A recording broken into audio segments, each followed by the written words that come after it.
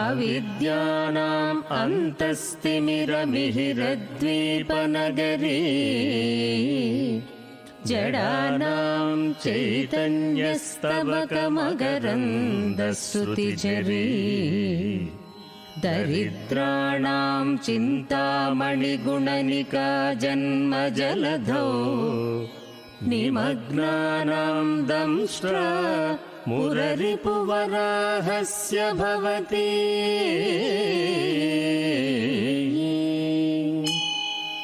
రెండవ అధ్యాయం. మదురై నగర వృత్తాంతం. మరుత్వమలై నుండి నేను మరల నా ప్రయాణం కొనసాగించాను. అడగనిదే అమ్మైనా అన్నం పెట్టదు అని అంటారు, కానీ దీన్ని అబద్ధం చేస్తూ దారిలో నేను నోరు తెరచి అడగకుండానే ఎందరో తల్లులు నాకు భోజనం పెట్టారు. నాకు ఇది ఒక కొత్త అనుభవం. ఇది శ్రీపాదుల వారి దయే అని గ్రహించాను. పాండ్యదేశంలో కదంబవనం చేరేసరికి నా శరీరం దూదికన్నా తేలిగ్గా ఉండి గాలిలో తేలిపోతున్నట్టుగా ఒక వింత అనుభూతి కలిగింది. అక్కడ శివలింగం దర్శించి నమస్కరించి కొద్ది ఘడియల తరువాత బయలుదేరేసరికి మళ్ళీ నా శరీరం మామూలు స్థితికి వచ్చింది. దగ్గరలో ఏదో ఆశ్రమం కనిపిస్తే అక్కడికి వెళ్లాను. అందులో ఉన్న సిద్ధయోగులు నన్ను సాదరంగా లోపలికి ఆహ్వానించి నా అనుభవం విన్న తరువాత ఆ శివలింగ మహిమను ఈ విధంగా చెప్పారు. మీనాక్షి సుందరేశ్వరుల ఆలయ వృత్తాంతం. ఒకసారి దేవదానవ యుద్ధంలో ఇంద్రుని చేతిలో అందరూ రాక్షసులు మరణించగా ఒక్క రాక్షసుడు మాత్రం తప్పించుకుని పారిపోయి తపస్సు చేసుకుంటూ ఉండగా ఇంద్రుడు అతన్ని చంపారు. తపస్సమాధిలో ఉన్న వాణ్ణి చంపటం పాపకార్యం కాబట్టి ఇంద్రునికి మహా పాతకం చుట్టుకొని అతను తేజస్సు తగ్గిపోయింది. దానితో అతడు అన్ని పుణ్యక్షేత్రాలు తిరుగుతూ ఈ స్థలానికి వచ్చేసరికి పాపభారం తగ్గి తిరిగి తేజోవంతుడు అయ్యారు. ఇంద్రుడు శివలింగపు మహిమను తెలుసుకొని దానికి ఒక ఆలయం నిర్మించారు. నీవు ఆ ఆలయాన్ని, ఆ లింగాన్ని చూశావు. ఇది సాధారణ విషయం కాదు. దత్తభక్తులకు పుణ్యక్షేత్ర దర్శనము, పుణ్యపురుషులను కలుసుకోవటము మొదలైనవి అడగకుండానే దొరుకుతాయి అని చెప్పి మరోసారి శివ దర్శనం చేసి రమ్మని నన్ను పంపారు. ఈసారి ఆ ప్రదేశమంతా జన సందోహంతో నిండి ఉండటమే కాకుండా ఇంతకు ముందు సాధారణ ఆలయం ఉన్న చోట ఇప్పుడు పెద్ద గుడి ఉండటం చూసి ఆశ్చర్యంతో బాటసారులను అడిగాను. అది మీనాక్షి సుందరేశ్వరుల ఆలయమని తెలిసింది. శివదర్శనం చేసుకుని మళ్లీ వచ్చి చూడగా పూర్తి జన సందోహంతో గ్రామం కాస్త నగరంలా మారి సిద్ధయోగుల ఆశ్రమం ఎక్కడో తెలియలేదు. నాకు తోచిన దిక్కుల్లో వెళ్తుండగా సూర్యాస్తమయమై చీకటి పడింది. కాని నా వెనక కాంతి ప్రసారం ఉండటం గమనించి వెనక్కి తిరిగి చూడగా 3 తలల మీద 3 మణులతో ఒక పెద్ద పాము నా వెంట వస్తూ ఉండటం కనిపించింది. భయంతో కంపించిపోయి అప్రయత్నంగా శ్రీపాదుల నామం జపిస్తూ నలుదిక్కులా వెదుకుతూ చివరికి ఎలాగో సిద్ధయోగుల ఆశ్రమం చేరాను. వెంటనే ఆ సర్పము, ఆ కాంతి 2 మాయం అయ్యాయి. ఆలయ మహిమ, మధురానగర పవిత్రత. ఎంతో ఆదరంతో సిద్ధయోగీంద్రులు ప్రసాదంగా ఇచ్చిన వేయించిన వేడివేడి శనగలు కడుపు నిండా తిన్నాను. తర్వాత వారు ఈ విధంగా వివరించారు. శంకర భట్టు, నీవు మొట్టమొదట దర్శించిన శివలింగము, తర్వాత దర్శించిన శివలింగము రెండూ ఒకటే, వేరువేరు కావు. దత్తుల ఆజ్ఞ ప్రకారం నీకోసం కాలాన్ని వెనక్కి తిప్పి ఆయా కాలాలలో ఉన్న శివలింగాన్ని, అప్పటి పరిస్థితులను, ఆ వాతావరణాన్ని కల్పించి నీకు చూపించటం జరిగింది. శ్రీ దత్తప్రభువుల సంకల్పం వల్ల భవిష్యత్తు వర్తమానంగా, వర్తమానం భూతకాలంగా, భూతకాలం వర్తమానంగా మారవచ్చు. ఒక విషయం జరగాలన్నా, జరగకుండా ఉండాలి అన్నా, ఇంకో కొత్త పద్ధతిలో జరగాలి అన్నా శ్రీ దత్తప్రభువుల సంకల్పమే కారణం. ఏ మహాసంకల్పం వల్ల సృష్టి స్థితి లయలు జరుగుతున్నాయో ఆ మహాసంకల్ప స్వరూపమే శ్రీ దత్తాత్రేయులు. వారే ప్రస్తుతం శ్రీపాద శ్రీవల్లభునిగా పీఠికాపురంలో అవతరించారు. వారి అనుగ్రహం పొందాలంటే మనలోని అహంకారము, గర్వము పూర్తిగా నశించాలి అని చెప్పి ఆ ఆలయ వృత్తాంతం ఇలా తెలియచేశారు. దేవేంద్రుడు నిర్మించిన ఆలయ విషయాన్ని ధనంజయుడనే వ్యాపారి కులశేఖర పాండ్య మహారాజుకు చెప్పగా ఆ రాజు ఆలయాన్ని అభివృద్ధి చేసి అక్కడ ఒక నగరాన్ని నిర్మించి మధురా నగరం అని పేరు పెట్టారు. ప్రస్తుతం తమిళనాడులోని మదురై పట్టణం. వారి కుమారుడు మలయధ్వజుడు పుత్రకామేశు యాగం చేయగా యజ్ఞకుండం నుండి 3 ఏళ్ల బాలిక అయోనిజగా పుట్టింది. ఆమెకు మీనాక్షి అని పేరు పెట్టి యుక్త వయసు రాగానే సాక్షాత్ విష్ణువు కన్యాదాతగా సుందరేశ్వరునికి ఇచ్చి వివాహం జరిపించారు. అంతేకాక శివుని జటాజూటం నుండి ప్రవహిస్తున్న వేగవతీ నది ఈ ప్రాంతం అంతటినీ మరింత పవిత్రం చేస్తున్నది. శంకరభట్టుకు కాకులు పాములా బెడద. అలసి ఉండటంతో కళ్ళు మూయగానే ఒళ్ళు తెలియని గాఢనిద్రలోకి జారాను. తెల్లవారుఝామునే లేచి చూడగా ఆశ్రమం కాని యోగీంద్రులు కాని లేరు. నేను చూసింది కలా నిజమా నాకు అర్థం కాలేదు. తిరిగి నా ప్రయాణం సాగిస్తూ మధ్యాహ్నం ఒక గ్రామం చేరుకున్నాను. అక్కడ బ్రాహ్మణులు ఎవరూ లేరని, కేవలం కొండజాతి వాడు మాత్రమే నివసిస్తున్నారు అని తెలిసి మార్గమధ్యే శూద్రవత్ ఆచరేత్ అనుకుని తినడానికి వాళ్ళు ఇస్తున్న పుట్టతేనే పళ్ళు చేయి చాచి అందుకుంటూ ఉండగా ఎక్కడి నుండో కాకులు వచ్చి పొడవటం మొదలుపెట్టాయి. భయంతో పారిపోయే నన్ను వెంట తరిమి తరిమి వేధించసాగాయి. నేనేదో దైవదూషణ చేసి ఉంటానని, అందుకే భగవంతుడు నాకు ఇలాంటి శిక్ష విధించి ఉంటాడని, నాలాంటి నాస్తికుణ్ణి రక్షించినట్లయితే ఆ దేవుడికే కోపం వస్తుందేమో అని భావించి ఒక్కళ్ళు కూడా నన్ను కాపాడడానికి ముందుకు రాలేదు. పూర్తిగా అలసిపోయి రక్తం కారుతున్న శరీరంతో నేను ఒక మేడి చెట్టు కింద చతికిలబడుతూ ఈ చెట్టు దత్తప్రభువుని నివాసం కదా, నన్ను రక్షిస్తుంది అని ఆశపడ్డాను. కాకుల బెడద తప్పిందని ఆనందించే లోపలే శూన్యం నుంచి పుట్టుకొచ్చినట్లు ఎక్కడి నుండో పాములు వరుసగా వచ్చి కాటు వేసి పోసాగాయి.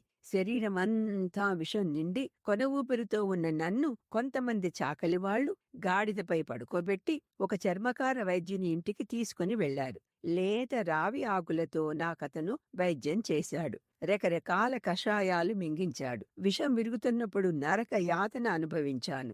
ఆ రాత్రికి నన్ను అక్కడే ఉంచారు. నాకు రాత్రంతా వల్లభదాసనే ఆ వైద్యుడు చేసిన శ్రీపాద శ్రీవల్లభ నామ సంకీర్తన ఒకవైపు ఎంతో హాయి కలిగించినా, మరొక వైపు బ్రాహ్మణ కులంలో పుట్టి ఒక అంటరాని వాని ఇంట్లో పడి ఉండాల్సి వచ్చిందే అన్న బాధ వేధించసాగింది. ఇంతలో అతను నా దగ్గరికి వచ్చి ఎంతో దయతో ప్రేమతో, నాయనా శంకరభట్టు, నీవు శ్రీపాదుల దర్శనానికి వెళ్తున్నావని నాకు తెలుసు. ఆ కాకులు పాములు నిన్నెందుకు బాధించాయో కూడా నాకు తెలుసు అని ఇలా చెప్పసాగారు. కాకుల పాముల పూర్వగాథ.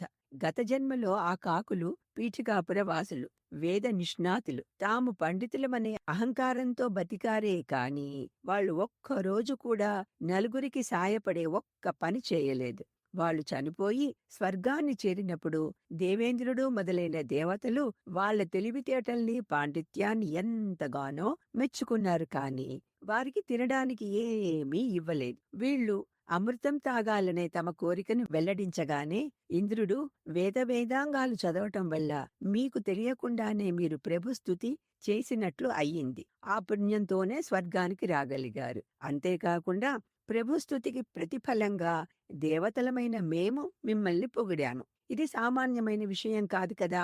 ఒక గింజ మీరు దానం చేసి ఉంటే దేవతలమైన మేము దానిని 1000 రెట్లు చేసి ప్రతిఫలం అందించి ఉండేవాళ్లం. పాదగయ వంటి పుణ్యక్షేత్రంలో ఉండి కూడా తల్లిదండ్రుల శ్రాద్ధకర్మలు ఏ మాత్రం శ్రద్ధ లేకుండా వృధా ఖర్చు అనే కలుషితమైన భావంతో చేశారు. వృద్ధులైన తల్లిదండ్రుల్ని పోషించటం ఒక బెడదగా అనుకున్నారు, విసుక్కున్నారు. అలాంటి మీకు అమృతం దొరుకుతుందని ఎలా ఊహించారు? పుణ్యకార్యం ఒక్కటి కూడా చేయకుండా ఫలితాలని ఆశించటం ఎంత అవివేకం! స్వర్గంలో ఉన్నంత వరకు మీరు స్వేచ్ఛగా తిరగండి. తర్వాత మీరు కాకులు అవుతారు.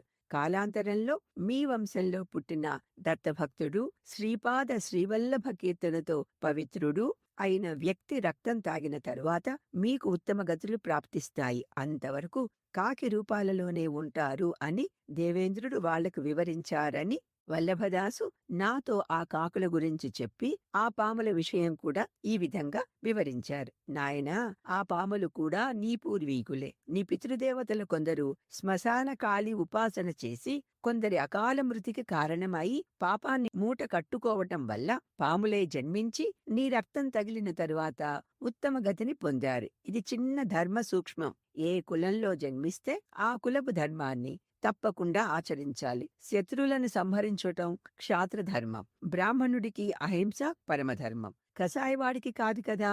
కర్మల ఫలం సక్రమంగా ఉండాలంటే ఎవరి ధర్మాన్ని వాడు చక్కగా ఆచరించాలి. చిన్నప్పుడు శుక్లాంబరధరం అనే శ్లోకాన్ని తమాషా కోసం తప్పుగా వ్యాఖ్యానం చేసేవాడివి. శుక్లాంబరధరం అంటే తెల్లబట్టలను ధరించినదని, శశివర్ణం అంటే బూడిద రంగు కలిగినదని, చతుర్భుజం అంటే 4 కాళ్లు కలదని, ప్రసన్నవదనం ఛాయత్ అంటే ఓండ్ర పెట్టినప్పుడు ప్రసన్నమైన ముఖము కలిగినదని, అటువంటి గాడిదను నేను ప్రార్థిస్తున్నానని నీ స్నేహితులతో చెప్పేవాడివి. శ్రీపాదులు తమ మాయతో నిన్ను ఆ పరిస్థితులలోనే విచిత్రంగా ఇరికించారు. చాకలివాళ్లు నిన్ను తెచ్చినప్పుడు పూర్తిగా దుమ్ము నిండిన శరీరంతో బూడిద రంగుతోనూ నడవలేక 2 చేతులు భూమిపై ఆనించి వచ్చినప్పుడు నీవు 4 కాళ్ల జంతువులాగానూ ఉన్నావు. బాధతో విలవిలలాడకపోయినట్లయితే నీవు ప్రసన్నవదనుడివే. శ్రీపాదులు ఈ విధంగా నీకు గుణపాఠాన్ని, నీ వాళ్లకు ఉత్తమగతిని ప్రసాదించారు అని చెప్పి, నాయనా, మనల్ని మనం చేసే పనులను వారు ప్రతిక్షణం గమనిస్తూనే ఉంటారు అని తెలుసుకో అంటూ హెచ్చరించారు. ఈ ఉపదేశంతో నాలోని బ్రాహ్మణ అహంకారం చాలా వరకు తగ్గింది. 2-3 రోజులు అక్కడే ఉండి వారి దగ్గర సెలవు తీసుకొని బయలుదేరాను. విచిత్రపురపు విచిత్రరాజు. కాలినడకన పోతూ ఉంటే రాజభటులు నా దగ్గరకు వచ్చి నా గురించిన వివరాలు అడిగారు. నేను శివకేశవులకు భేదం పాటించని బ్రాహ్మణుడిని అని, శృంగేరి పీఠాధిపతి శంకరాచార్యులు మా గురువని చెప్పాను. వారు నన్ను తమ రాజు దగ్గరికి తీసుకుని వెళ్లారు. దారిలో మాటల సందర్భంలో తమ రాజు సంతానం కొరకు యజ్ఞం చేసి పుత్రుణ్ణి పొందారని, కాని దురదృష్టవశాత్తు యువరాజు మూగవాడు కావటంతో బ్రాహ్మణులు యజ్ఞం సరిగా చేయించలేదని భావించి బ్రాహ్మణులపై కోపం వహించి ఉన్నారని, ఆ కోపంతోనే ఏ బ్రాహ్మణుడైనా ఆ ఊరి నుండి వెళ్తుంటే వారిని పిలిపించి అంతకు ఇంతైతే ఇంతకు ఎంత అని అడుగుతున్నారని ఎవరు సరి అయిన జవాబు చెప్పలేకపోతారో వారి గుండు గొరిగించి, శైవ బ్రాహ్మణులైతే వైష్ణవనామం, వైష్ణవులైతే విభూతిరేఖలు పెట్టి వారిని గాడిదపై ఊరేగిస్తారు అని చెప్పారు. పులిమీద పుత్రుల రాజు అకస్మాత్తుగా బ్రాహ్మణులకు బళ్ల కొద్ది తోటకూర దానం చేస్తున్నారని, వారికి మిగిలిన ఆహార పదార్థాలు తినటం నిషిద్ధం చేశారని,